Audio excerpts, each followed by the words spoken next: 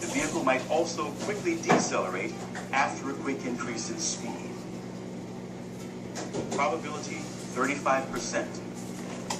There are more than just those 10 visual cues that indicate a person might be driving while under the influence, but the ones we've seen are probably the most common. What should you do if you see someone who appears to be driving drunk? If you see someone you believe may be intoxicated, you should never, under any circumstances, attempt to take any action on your own.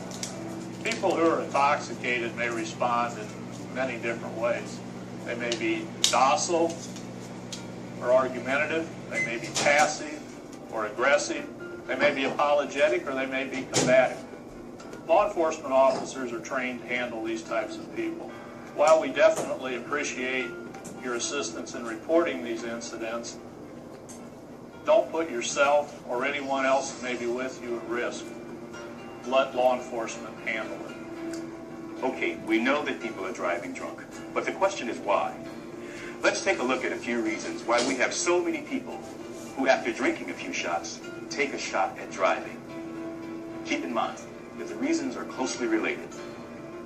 First is an alcohol-affected loss of judgment. After 3 or 4 drinks, a person's good judgment is blurred by alcohol. It will often fail to cross the mind of the drinker that getting in a car while in his or her current condition could be fatal. Second is lack of planning. Since alcohol can impair judgment, it is essential to plan in advance for any liquor consumption. If you are going someplace to drink, you must consider how you're going to get home, because you may not be sober enough when the party is over to make a safe decision on transportation, as we saw with Marcy. This is the primary reason why many people end up driving while intoxicated.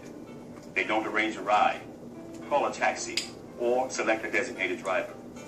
The third reason is rationalization. My home is only a few minutes away. What could happen?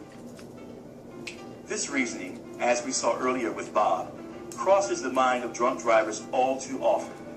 When good judgment is clouded by alcohol, the idea of driving while drunk doesn't seem risky.